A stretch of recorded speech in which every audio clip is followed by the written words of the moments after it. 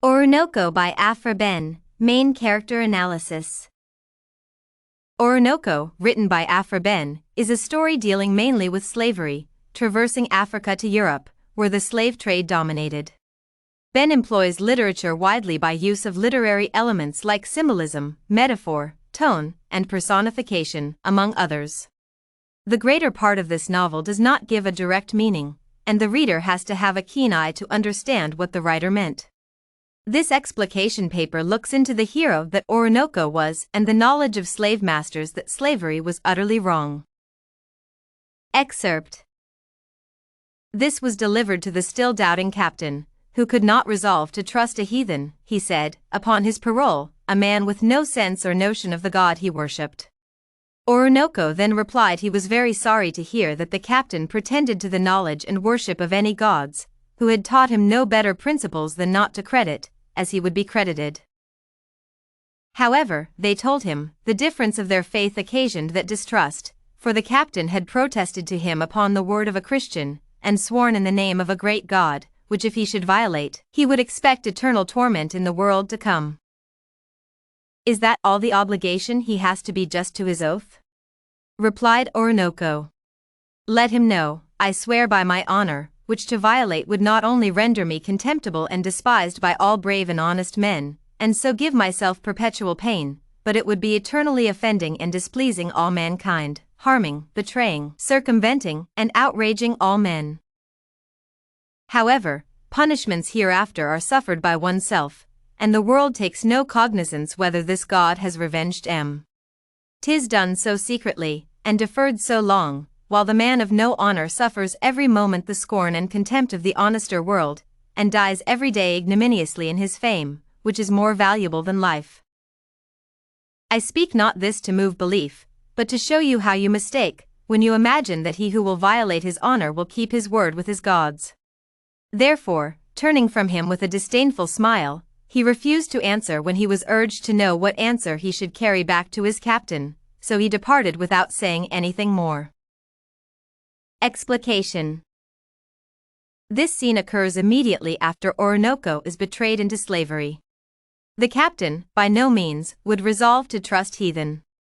The word resolve here implies that slavery was wrong and even the masters knew it, but they would not resolve to abolish it. The narrator is trying to show how slavery was evil naturally. The narrator uses sarcasm, as Oroonoko feels sorry that the captain resolves not to abide by his beliefs. Oroonoko is not sorry that the captain cannot remember his doctrines. No, he is sorry that the captain deliberately resolves not to agree that slavery is wrong. The captain forces Oroonoko to take an oath that he will not violate the agreement between him and the captain. To this, Oroonoko asks, is that all the obligation he has to be just to his oath? The tone here highlights Oroonoko's attitude towards slavery and its masters. Is that all the obligation? Indicates that there was no place of slavery, for it could not be substantiated. The narrator uses sarcasm as Oroonoko goes on to expound on the judgment that awaits him should he break any of the oaths. Why should Oroonoko take this oath while he will face eternal torment in the world to come? The world to come here is not life after death, no, it is life after slavery, once slaves gain their freedom.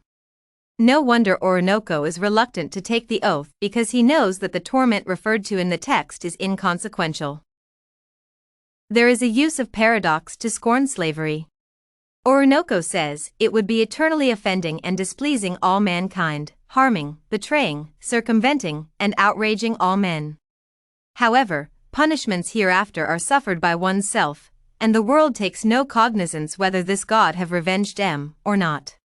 While it would be a disgrace and displeasing all men, the world, which is made up of the same men, does not care whether God revenges or not. It is not breaking the oath that displeases all men, it is the perpetuated slavery that harms, betrays, circumvents, and outrages all men. The narrator uses irony here.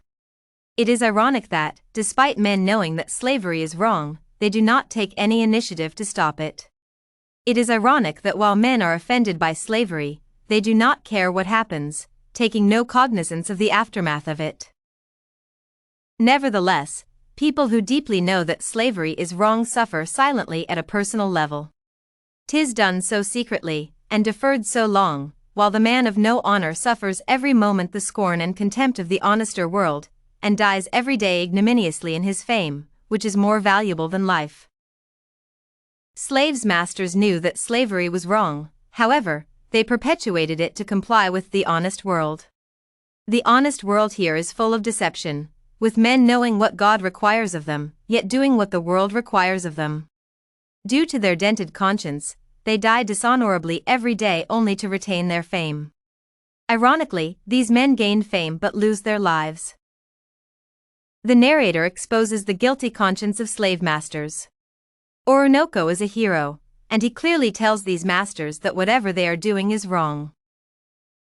I speak not this to move belief, but to show you how you mistake, when you imagine that he who will violate his honor will keep his word with his gods.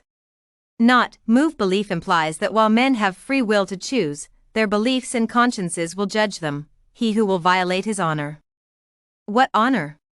The honor here is the beliefs held by these slave masters. They know that slavery is wrong yet choose not to resolve to accept it.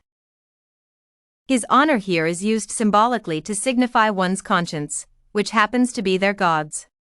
That is why by going against what these masters believed, they are condemning themselves and judgment is already upon them because they have broken the honor with their gods.